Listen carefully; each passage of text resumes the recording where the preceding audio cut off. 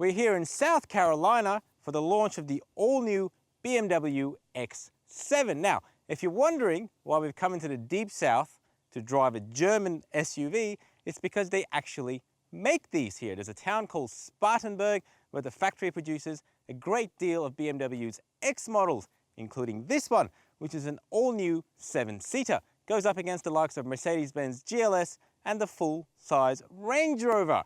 Look, as you can see, this is a prototype, so I can't even show you really what it looks like. But let's get inside and see if it's any good. Well, here we are. It is the X7, and the whole point of this car is the fact that it's a 7-seater. So I suppose if you think about it, people these days, at least in Australia, the 7 Series is a bit old-fashioned. It's a big, large sedan. What they really want is all the luxury from that car in an SUV. So here we are. This is it. And don't want you to think about it as a bigger X5, because that's not what it is. It's actually just a SUV in 7 Series form. And in that regard, it carries over all the technology of that car. And for that, you get this really amazing big 12-inch screen. I can't show it to you, but I can talk about it. And the clarity is amazing. And you also have the full digital display here. But I suppose if you really want to know just how modern this car is, I have to point out the fact that it's got USB-C ports. And that's the first time I've ever seen that in a car. And that, for me, I guess is an indication of how far ahead these guys are thinking, because you know, a USB-C port in a car like this is something quite new. Don't worry, it does have normal USB ports, so you can charge pretty much any device in this car. Now, moving back, the third row of this car, being a 7-seater, well, look, you can put an adult in it.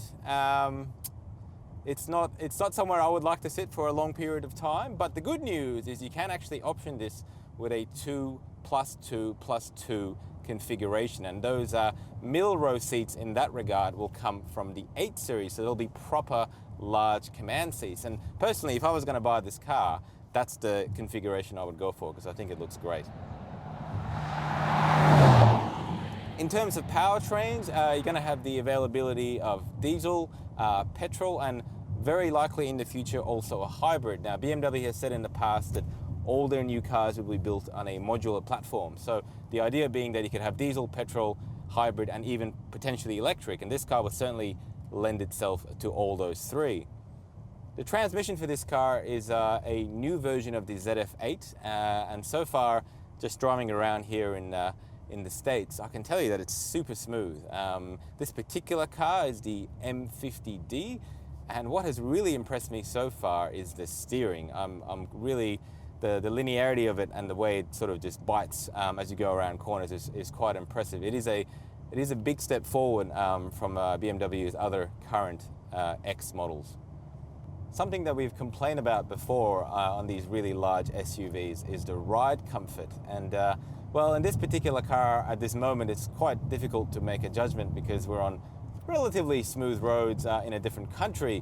I have been told that all X7 models will carry the same tune, so perhaps what we're driving here is relatively indicative of what we'll get in Australia. And if that's the case, it's good news because it rides quite nicely, and that's got something to do with the air suspension and the adaptive dampers that come standard on every single X7 model. So that also allows for, I guess, changing ride height, but also being able to go into different modes, whether you want to be in a comfort mode or in a sport mode, and sort of changing the tune of the car in itself. Now, being a BMW, there is a lot of emphasis here on this car being sporty, and I'm just punting it around some corners here, and for a car that weighs 2.3 tons, it's pretty good. Like, it's going around these corners with relative ease, and it does give me a lot of confidence to keep pushing it a bit further. Now, although I said before that this is, I guess, the 7 Series of the SUVs, it doesn't share that car's carbon core, so it is a little bit heavy and you do kind of feel it. But at the same time, I'm not really sure if that's a problem. It's too early for us to discuss all the safety features of this car, but I'm pretty sure that whatever you can currently get in a 7 Series in terms of active safety, you're very likely going to be able to get in this car, plus potentially some more. So this will have some forms of autonomous driving, whether it's just being able to keep in its lane or potentially drive itself for a few seconds if it needs to. Pricing wise, it's really hard to tell. I suspect if you think that it will start around 150. You might be on the money. But because this car is so far away, we're not going to see it till potentially early to mid 2019. We won't really have an idea. But I can tell you, if you're looking for a big, large, luxury 7-seater SUV, and you've got some time to wait, it might be worth waiting.